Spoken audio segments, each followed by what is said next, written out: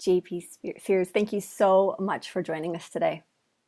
You're welcome, Rhonda. I appreciate you being weird enough to invite me Yeah, on. I'm a little bit on the weird side. I used to always try and go more for the normal realm. I didn't really understand I was never meant to be there. So I think it was just normal that this conversation would eventually happen. I like that. It's normal that two weird people have to come together. I love it, and Hmm. I think being normal is one of the worst, most prolific diseases that inflicts people, and I think it's all self-induced. So I'm delighted that you're a self-professed weirdo, and I definitely do my best to be my version of that too. Well, isn't that what really takes us down the rabbit hole of misery and to the shadow side and to all those pieces is pretending to be something we're not and pretending to be normal and pretending to be all the I guess I should only speak for myself, but that was my case. Yeah, well, luckily I'm perfect and completely sober, so I haven't had to deal with any of that. Nice. But but yeah, of course, I do believe betrayal itself is at the heart of so many of our wounds, so much of our shadow that controls us. You know, the unresolved pain we have about how we betrayed ourselves, and I think being normal is a very benign sounding word, but to me it's sort of like actually horrific self betrayal where we're betraying who we really are, even though we might not know who that is, but we're betraying our true self before we even meet our true self in the name of trying to be who we think we're supposed to be. And I think that's what we call normal. Like, oh, I am who I'm supposed to be, and I am being how people are supposed to be. It's like, yeah, well, that sounds sort of like benign and a little bit boring, but I think it's also catastrophic within self, like how we have to tear ourselves apart from ourselves in order to be that, kind of status quo that somehow we strive to be, at least for the first part of our life before we get uncomfortable enough in the territory of not being ourselves to motivate us to actually find ourselves. Yeah, the getting comfortable being uncomfortable. I heard somebody say it's like we are a projection of who I think you think I am. Uh, Yeah, which is very interesting. I know I lived most of my life that way. I was 38 when my finally came. I wasn't young in my process, but it comes when it comes, right? We don't know what we don't know until we know. I feel that now. Yeah. So, For yeah. sure. So you're super interesting. You have amazing videos. I remember when I saw your first video, I was like, okay, so how do you become the person who can be this authentic in like what you're delivering? And before I didn't really understand that you were a coach and like really what you were doing. I just thought you were someone out there being really funny. So when those two pieces tied together for me, I was like, this man is deep. I want to get to know a little bit more about like how he got to be. So what was your path to becoming this man to where you live so authentically or you do it with a lot of humor? Yeah, well, thank you for seeing that and seeing some of my authenticity. And also, to be real, I'd say there's plenty of times where I'm still not authentic, still tons of room for me to grow into myself. So I don't want to build any false impressions. But I think a dimension of how I've been able to achieve what level of authenticity I have, there's maybe a few ingredients. One is sort of like what we actually opened up talking about, experience enough of the pain of betraying who I am has been, motivating to get me to be more true to myself. Like it, after a while, it is just so painful. By the pain for me registers as like emptiness, hollowness, numbness. It's so painful to betray myself, like hide the humorous parts of me, hide the parts of me maybe with just radical points of view or normal points of view, doesn't matter. Um, and then it's like, okay, that's painful enough that now, like, the risk of being myself that once upon a time seemed like just too terrifying to do, now that risk seems worth it because it kind of sucks. Uh, Avoiding myself my whole life. Like, I think the purpose of my life is not to avoid myself. I think it's actually to be myself. And then I think another ingredient is I do my best to be playful with what's important to me, rather than just take it seriously. I think the Buddha originally or allegedly taught non-attachment, and I don't think Buddha's message of non-attachment was be non-attached to crap that doesn't matter. I think his message was be non-attached to everything. Easier said than done, but everything, and even the things that are most important to us. So when I look at the things that are most important to me in my spiritual life, my healing life, my health life, my relationship life, when I can go from a controlling psychological posture of seriousness with those things to playfulness with those things, I think it adds a lot of levity. I think it helps me process a lot, and I think it helps me be less attached to even the things that are most important to me and most helpful to me. And then the last ingredient is I forgot the question at this point because I'm so That's sorry. okay. It's okay. Uh, Was there a question? No. no, No. I was asking what else was on my list. Ah, I can notice myself.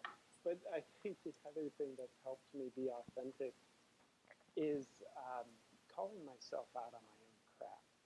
Like and I realize I'm preaching to the choir on this. I think we all have a shadow, period. And I think a shadow is, for me, I define it as like the things we don't know about ourselves. It's not necessarily bad stuff. It's just like the things we totally. don't know about ourselves. So, like, I would look at, I started using my comedy videos as a way to shine the light on the shadow of my dysfunction. Those, the misdirected judgments, self-righteousness, condescending attitudes, controlling behaviors, all that misdirected stuff that I was channeling through a noble facade. Like, no, I'm not being spiritual, or I'm not being condescending or controlling. I'm being spiritual right now. Or I'm not being controlling, I'm being gluten free right now. So being able to separate my practices from my human shadow behaviors has been very therapeutic for me. And in the name of authenticity, I think when we can purposefully shine the light on our shadow, then we no longer have to avoid our shadow. And our shadow, it's parts of us. So hiding that is incredibly inauthentic. But I think transparency breeds authenticity. So when we can look at the things that reactively we want to hide from ourselves and other people, but instead of reactively hiding it, deliberately shine the light on it, I think it just becomes like an extreme sport of authenticity.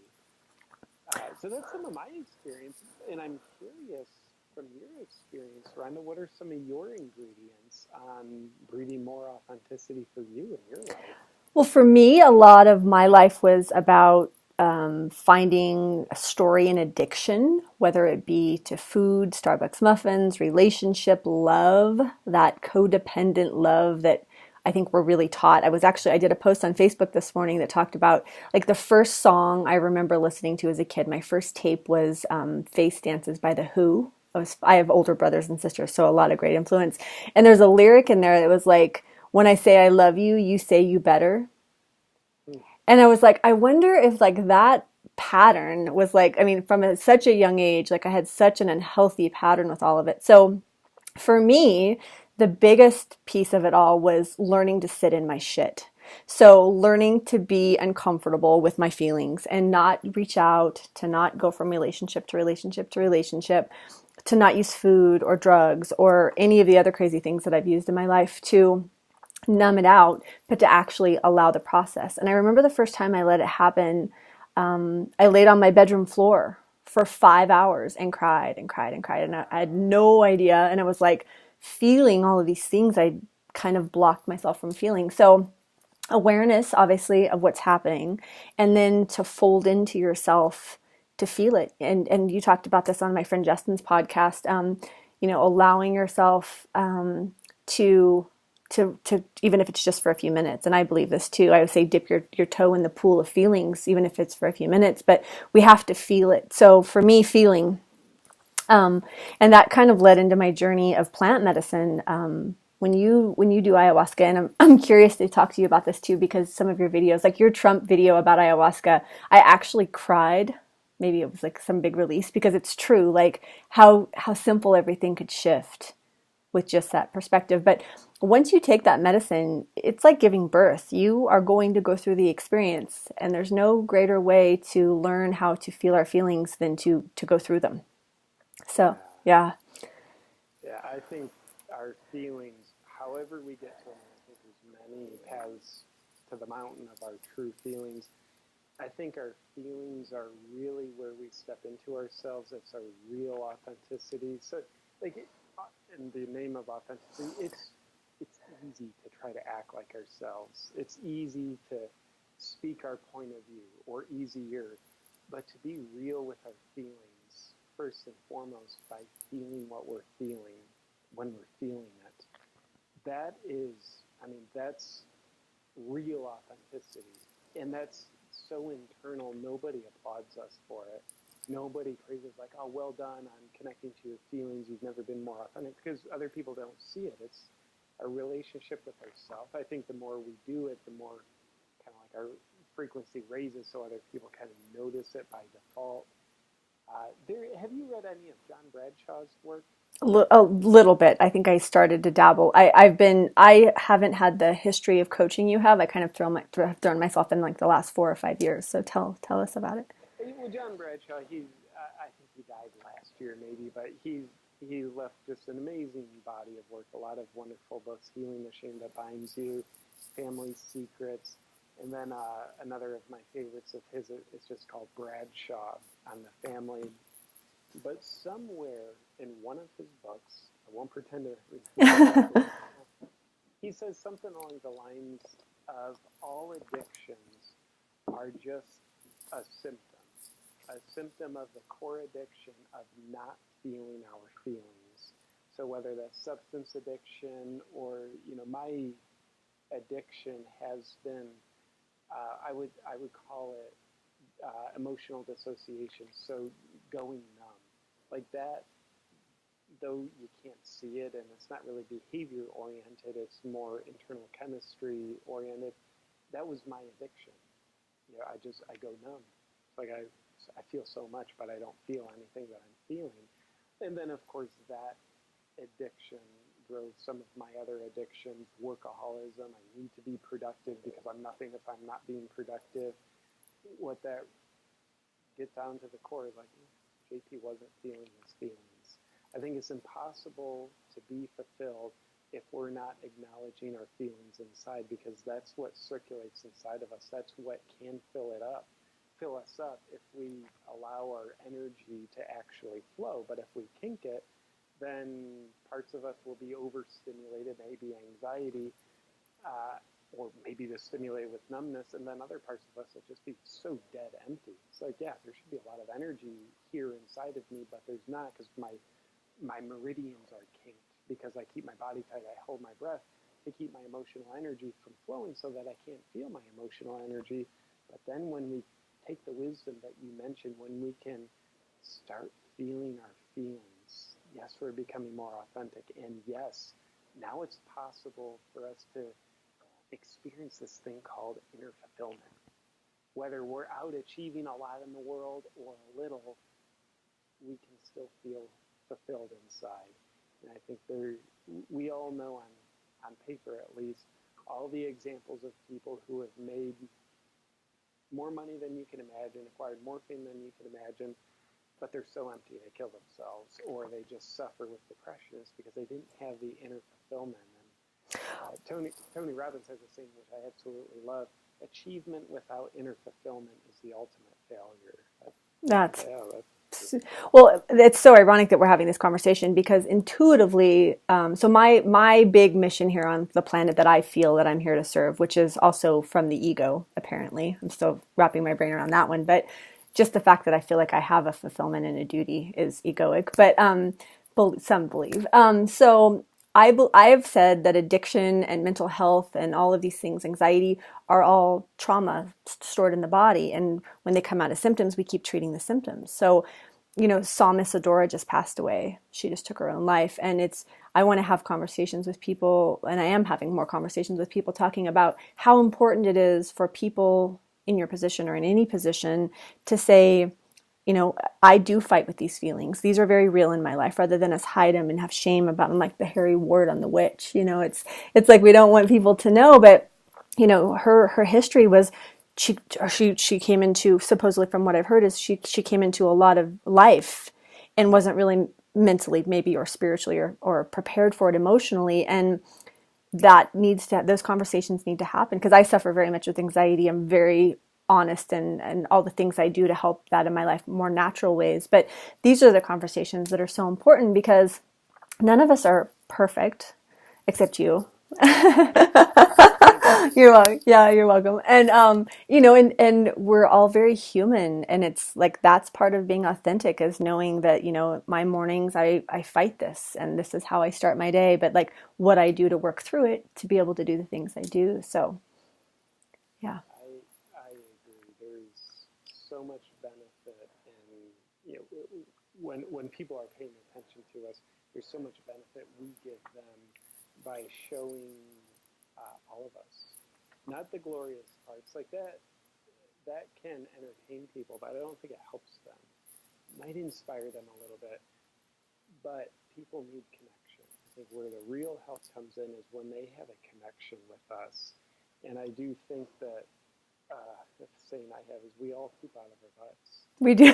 We do. Sometimes we don't. Close the door when we do. Then we flush the evidence down, close the toilet, come back out, close the door like nothing ever happened.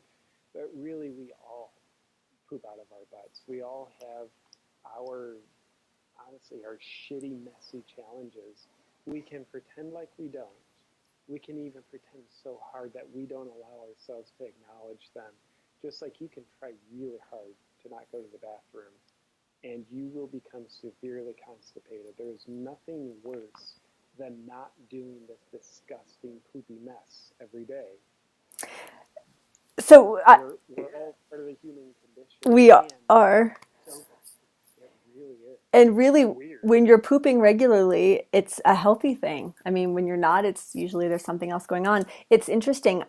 Sitting in plant medicine, sitting in ceremony, throwing up next to people and having to go to the bathroom and having all these pieces, like poop and vomit, like those things aren't gross for me anymore. To where it's like it's very natural, and obviously our bodies are clean because of the diets we eat. But it's interesting because people have such shame around the fact that you may fart, or I can't believe that we're actually in this conversation. This is awesome. That you may actually fart, or that our bodies create gas. It's like we pretend to be this whole thing. I remember when I was younger, I actually convinced a group of boys that girls didn't poop. Yeah, it was pretty funny. So, yeah, it's like, let's be who we are, and let's be what we are, and let's get over these pieces so that we can start actually working on, things that are important in life. I agree. When we can, one of my favorite authors, his name is James Hollis. He's a Jungian psychologist and just a beautiful writer with a beautiful message. He says it's easy for us to accept what feels acceptable about ourselves, but that's not where meaning comes from. That's easy. Nothing super easy has a lot of meaning. It's like you can go earn a first place trophy, and that trophy will have meaning to you.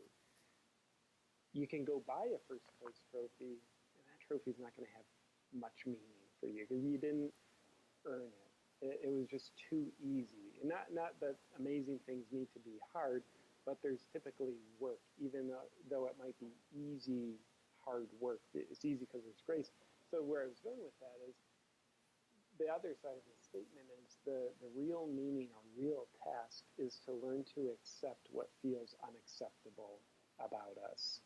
And it doesn't mean it's unacceptable. It just means part of us feels unacceptable as we are. And it's our job to have another part of us learn to accept that. And that's challenging.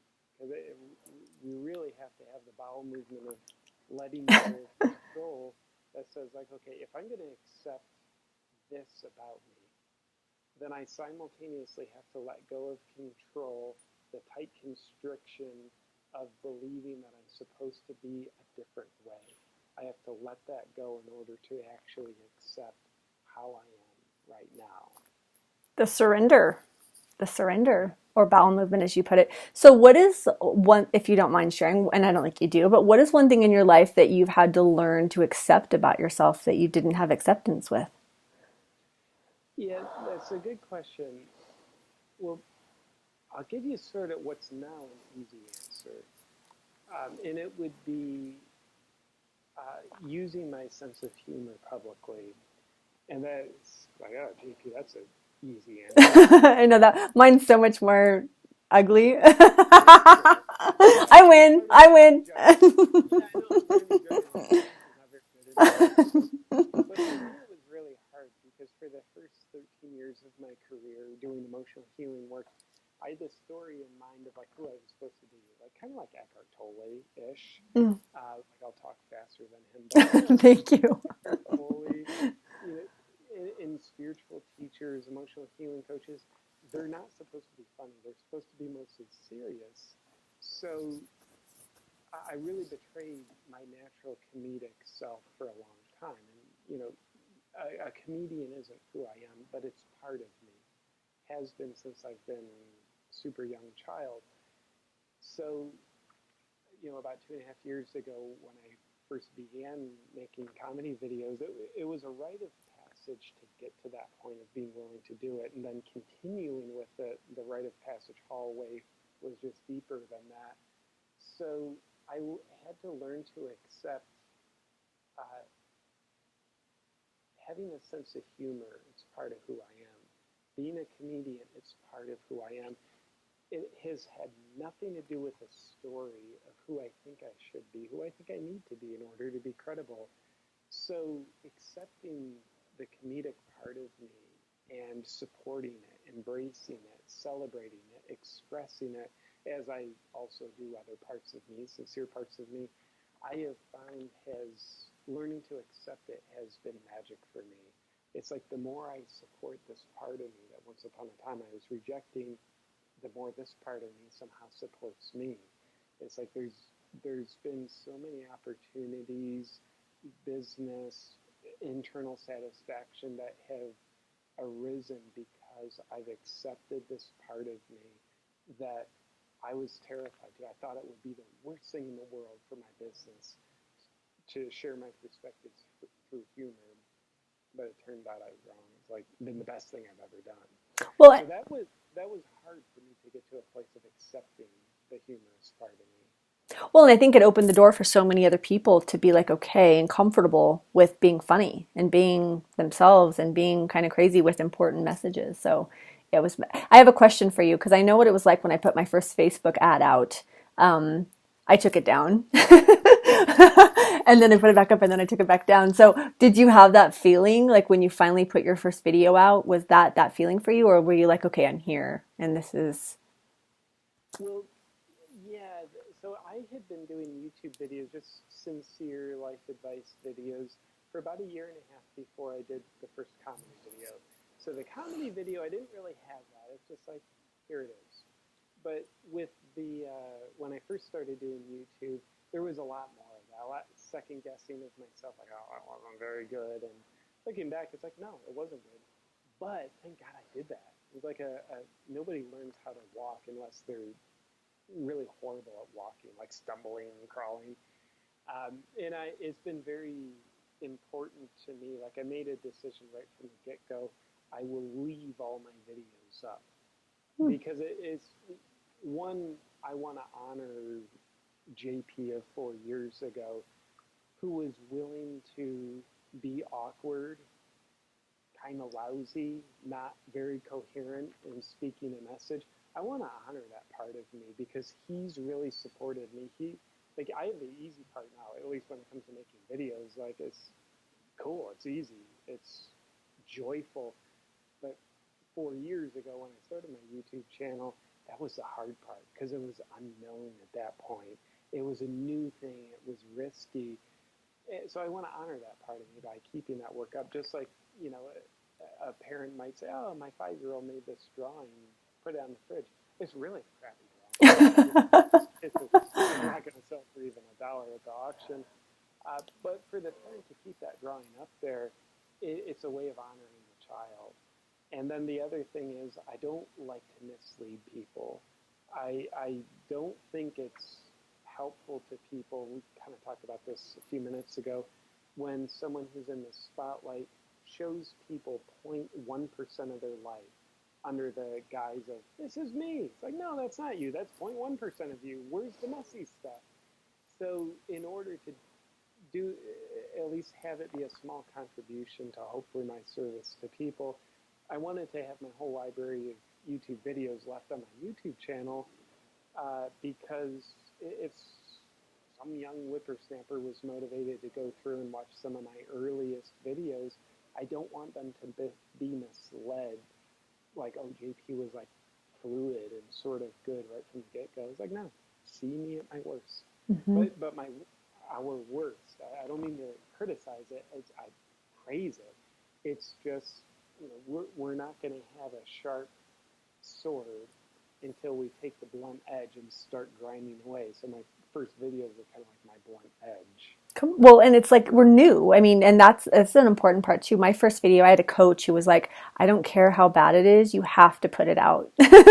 And he's like, and he's like, when you watch your own video, he's like, "I only want you to have positive things to say about it. Never have anything negative to say." And that kind of helped me move through. But yeah, I just had one pop up the other day, and I was like, oh yeah, that's what I wouldn't move at all. And I was like frozen and, very much in that space. So it's interesting. Yeah. The progression, it's so important to hear about because I mean, we are in like the new age personal growth.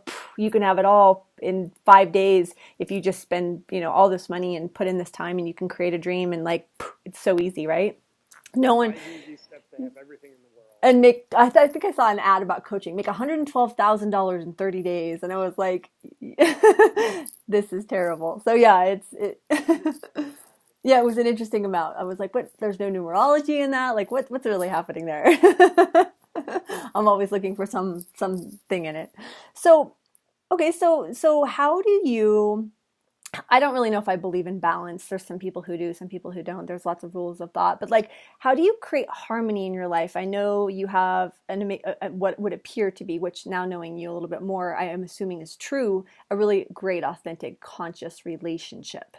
So yeah, so do you tell us about that? There are lots of people, because we're switching from this old paradigm of love and relationship to this new time of more unattached and more open and way more conversation, and it's not this full of expectation. So tell us about your relationship. Oh yeah, I am incredibly blessed to have Amber in my life. She blindsided me in January. We were both in Costa Rica, guest teachers at a retreat, and that's where we met. And she right now she's in Peru doing medicine work, ayahuasca, and some other ceremonial, like a 2-week journey. And she does a lot with ayahuasca. You would just absolutely love her. I would love to connect with her. Yeah. Yeah, I'd be happy to connect you guys. And and so here's why I say she blindsided me. I had been of the mindset for about a year since like my previous relationship ended. I was of the mindset I don't want a relationship.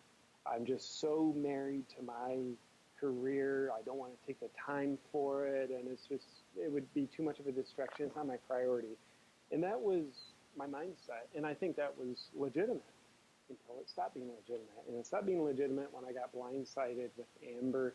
And these feelings came up in me that I didn't know existed. I had never felt an intensity of feelings like this. And it was just like a no-brainer, like, yes, prioritize, follow the gluten-free breadcrumb of this trail to get to the relationship. Prioritize this. It was an absolute no-brainer. So that, and what I realized was like for the year before that, to kind of honor my state of mind, a lot to criticize about it too, but to honor that, it's like I wasn't willing to have a relationship just for companionship.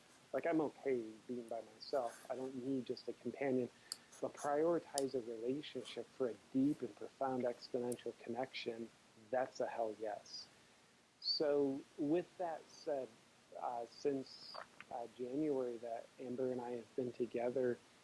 For the first time in my life, my place of balance is prioritize the relationship. It comes first. It comes before work. The workaholic part of me, that is like new territory, but it just feels unquestionably right. So I find it, I think something interesting about balance is to stay balanced, you have to constantly be adjusting. It's like a surfer. When she's surfing the wave, the surfer who appears to be balanced is the one who's adjusting their center of gravity the quickest. So, someone who looks balanced, they're always balancing. It's not a static state. So, anyway, to adjust my center of gravity, it was a big adjustment. Like I was leaning right now, I'm like leaning way left, and this is my balance right now. And because I'm, in the beginning months of the relationship with Amber, I would guess, when we're together, we both travel, so we're not always physically together, though we love being together.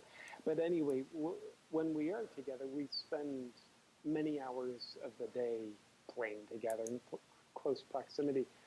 I don't know for sure, but I would guess probably 6 months from now, the balance will be a little bit different. It might be less sheer hours per day. It'll just be a little adjustment of center of gravity. So if I was pretending to turn that into something other than just me ranting about myself, I think how we need to adjust our center of gravity in order to be balanced for us relative to who we are and where we're at, the more we pay attention to our feelings, the more it guides us into an ideal place of balance. And I think it's nothing fancy, but it's just paying attention to what feels right, what makes me feel lighter and expansive, what makes me feel heavier. And I think the more, though that I think is a powerful language, it can be subtle, especially when we're used to being numb and deflecting from our feelings rather than connecting to them.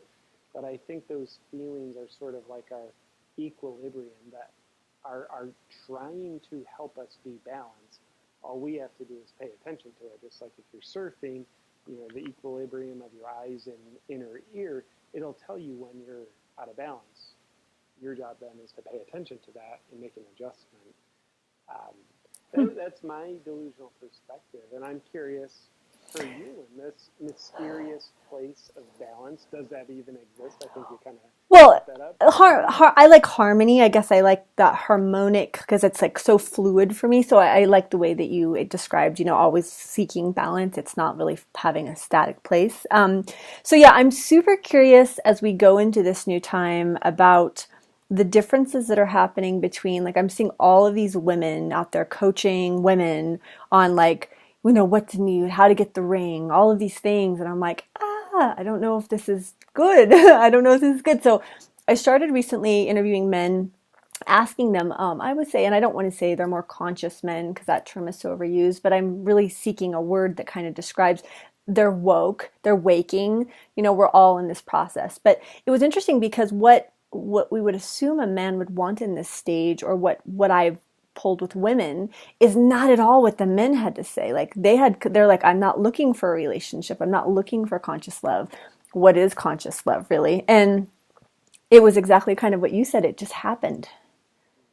They were available for it, but they weren't looking for it. So that's a piece that was interesting terminology. So I'm actually going to host a Zoom call this month, where I'm going to have a group of men and women on there talking about sex and talking about, like, the things you really want to know about the opposite sex that you don't really understand, and try and get more conversation happening so that we can start to kind of bridge this gap a little bit. So it's something that's very intriguing to me because I'm watching friends. I just spoke with a friend earlier today, and she's always wanted a child, and she was very much like been on this path of wanting certain things. And she's like in 2 weeks' time, I don't think I want that anymore. And that's been her life's dream. So it's interesting to watch everybody shift and change. So I'm kind of just going along for the ride.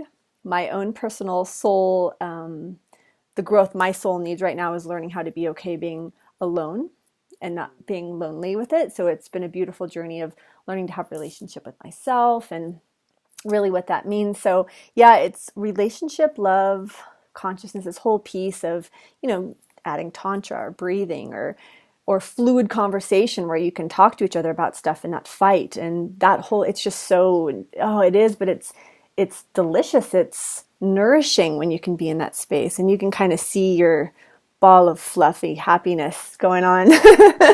And it's still new, which is super fun. And did I just make you blush? That would be hilarious. I'm just teasing. Yeah, so it's something that, you know, is really interesting to me because I watch so many people, and I'm not saying that traditional love in the sense of, you know, getting married and having children and a lot of the expectation that comes, in my opinion, with old love is wrong. So there was a little judgment in that, but it's certainly hasn't been what's worked for me. So Yeah, it's open, like it's different for everyone, and really figuring it out for yourself. for sure. Yeah, and you mentioned you had a little judgment about it. I'll judge the crap out of it. Okay. Uh, you know, a need-based relationship versus a choice-based relationship is so different. The idea that says, like, Rhonda, I need you in my life. Okay, what about Rhonda, I choose to have you in my life? It's very different. And I think one of the biggest differences is when can come from a choice-based relationship, the amount of expectations that we don't have is immense. We might have more appreciations, more invitations, but less expectations. And I think expectations are largely unspoken, and they're, you know, largely like unspoken childish demands that we have. And I think really the purpose of expectations in a relationship is to set up someone for mission impossible. They can't possibly meet our expectations. I don't think it's ever happened in the world. Once in a while, like, oh, this expectation got me, but the whole catalog of our expectations all the time not going to be met. So I think those need-based relationships with tons of expectations are set up to be doomed. From my point of view, doesn't mean all those relationships end, but we all know a lot of people who are still together and resent the crap out of each other. I think resentment is unmet expectations. And that's one way to be in a relationship. I don't think that's love based, even though those two people probably tell each other, hey, I love you. But to me, love is something different other than just parroting those words. To me, love is actually the opposite. Love is accepting someone. In that expectation is, and I'm kind of simplifying here, but an expectation is the opposite of that. It's rejecting who and how you are right now, and here's who I expect you to be, Hmm. and here's what I expect you to do. It's the opposite of acceptance. So when we can, I think through nothing else other than a lot of self work and healing, get to a place where we're more often in a place of choice based relationship, and it's dynamic, of course. We'll all have our time where now I'm pretty needy and well, righteous. But when we can spend more of our time in an inner state of choice, choosing our lover to be in our life, uh, there, there to me is more acceptance and more actual love there. And to me, that's the place of beauty. To me, that's when I see those relationships, and I am in one now, it inspires me. When I see other relationships that are more need based, then it leaves a sour taste in my mouth. Like, wow, one, I've had a lot of those, and So have I. two, I've been a lot of seeing those. absolutely, I think, and I think the only way not to be in one of those is to be in those for a while, to learn what a good relationship is not, so that we can better create what a good relationship is. And I think one of the ingredients that's aside from just a lot of general self work and healing to create a choice based relationship is we have to show up for our freaking selves. The more we don't do that, the more we reactively look for something to lean on. Like if our legs aren't underneath us, we're going to look for something to lean on. And that something else is our partner. So the less I show up for me, the more I need you to be this, and this. And all those thises, those are my expectations. By the way, I'm not going to tell you what most of those expectations are. You better You just read know, my mind. exactly. I'll come to the hell out there passive aggressively. You don't read my mind, meet my expectations. So, but when we can show the hell up for ourselves, wow, now I don't need you to be anything other than the mystery of who you are. And our relationship can be something where I get to learn more about who you are. You get to learn more about who I am, and I get to learn more about who I am, because there's space for us to be us, Hmm. rather than when you're being yourself. I'm fighting that, trying to teach you, train you better, be who I want you to be. Well, So go ahead. we get to show up more for ourselves, and that means we show up more for our partner, because we're here for ourselves. So look, I'm present, and dear Amber, now there's more of me for you to meet. Hmm. Well, that why is there such fear? Like I coach people in the preparation of getting ready for love, and the way I have to package it. And I'm really honest about this because I have an issue with like the manipulation that happens in marketing. But it's like I'm helping you call in the greatest love of your life. Well, what you don't know is like I'm helping you call in you. You are the greatest love of your life, and like that preparation. But there is such fear, and I find a lot more with my feminine clients or my women clients is that there's such fear in that process of being alone and allowing that to happen. And it's interesting. So I started coaching men a little bit more, and not that fear isn't there. It's like there's more movement. It's interesting to watch the dynamic of how the two are very different. Wow. So you're saying the women you coach tend to have a harder time showing up for themselves They and have accepting themselves as the and greatest love of their life? and resistance to even like I'm like let's just try 30 days alone. 30 days, and it's like I don't know if I can do that. I don't know if I can do that if I can't be in the pursuit of love. And I've been that person. I've been that woman. So I get it. But like in the pursuit of love, like it's almost like when we don't have that, we're just naked and raw and just out there in the middle of, of the street. So it's interesting to watch that. And after speaking with the men that I've been speaking with, they're like, why are women so afraid to have that level of authenticity? It's almost like maybe it's in the programming of our past, and I'm always curious about like how society and culture and politics and all of that has really inlaid all of these little intrinsic tapestry, patterns in the tapestry, so that we do have these patterns, but busting through them is so exciting. I work with a medicine called frog medicine or combo medicine, and it's from the Amazon, right? So my shaman and I are working with a woman to see, I think you can heal codependency, and heal I use loosely.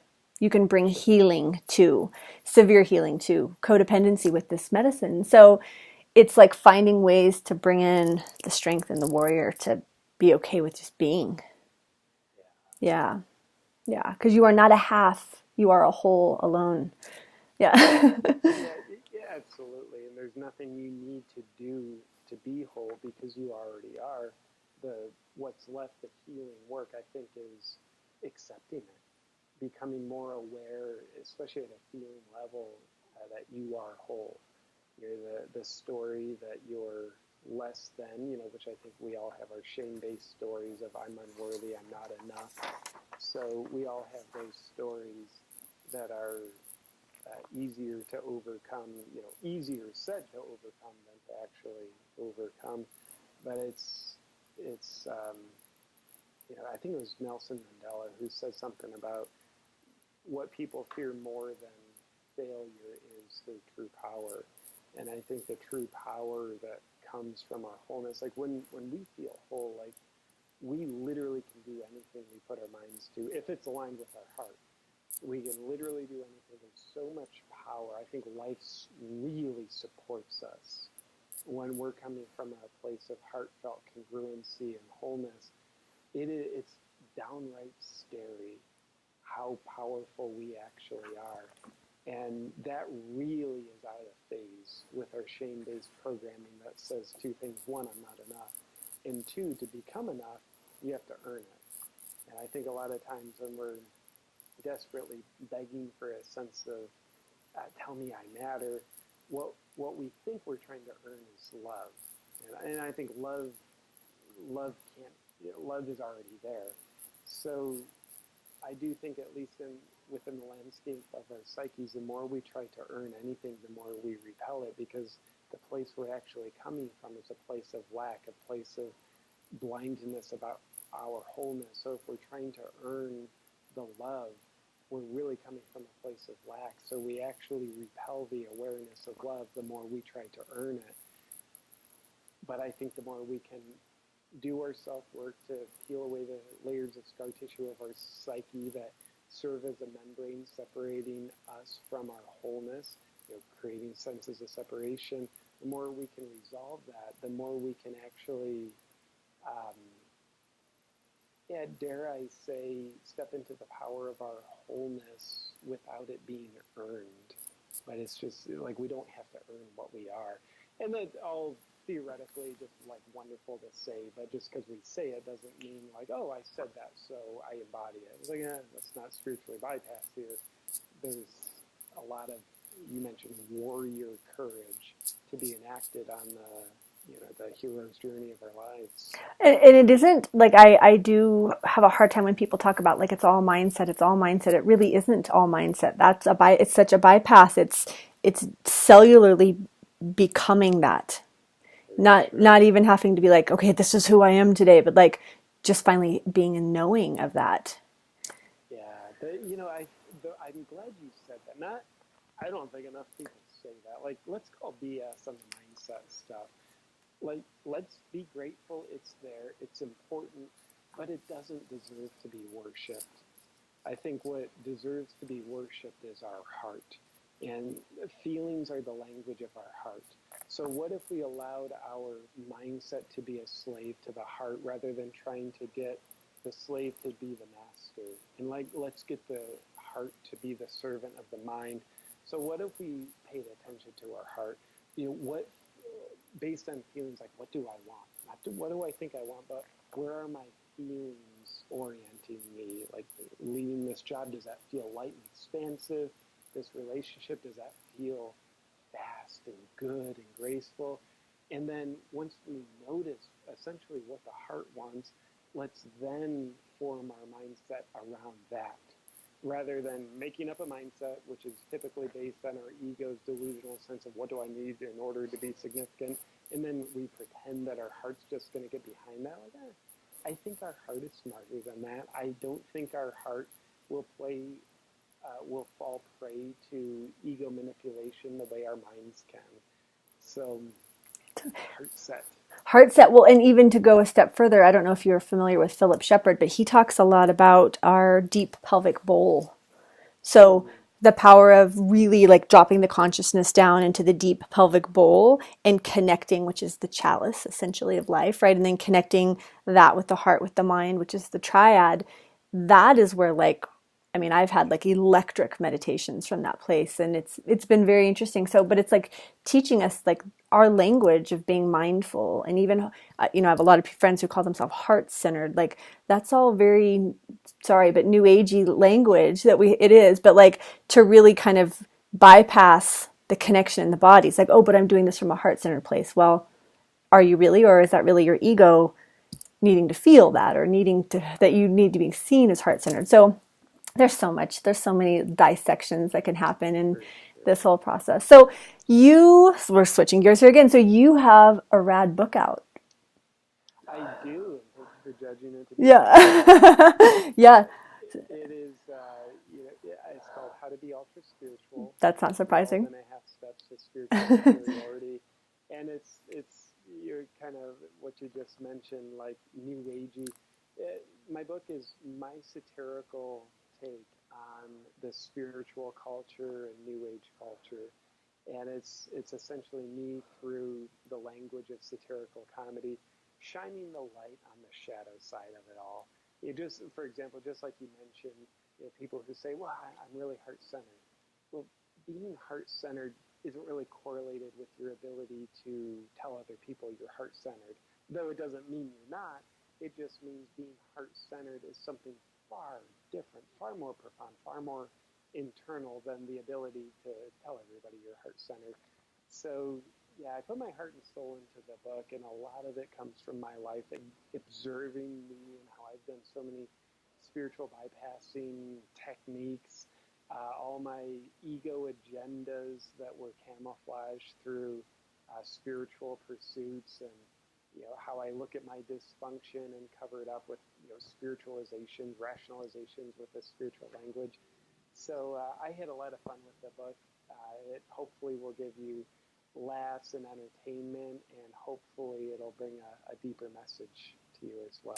I think that you're a genius in the sense of people have such cognitive dissonance to a lot of the stuff that we share. Like there's just this inability within them to be able to receive this new way of thinking, and it makes them angry is usually the first response. It does. It's like actually what it does in the brain. And the way you're delivering this content is funny, and it's like piercing. It's just piercing enough in a way. It is. It's like you got to have a point of the entry point, right? And it's piercing and it's funny, but then it makes you think, and it has such a broad scope of reaching such an incredible amount of people. So I think that what you've done is really amazing, and it's yours. It's very authentic to you.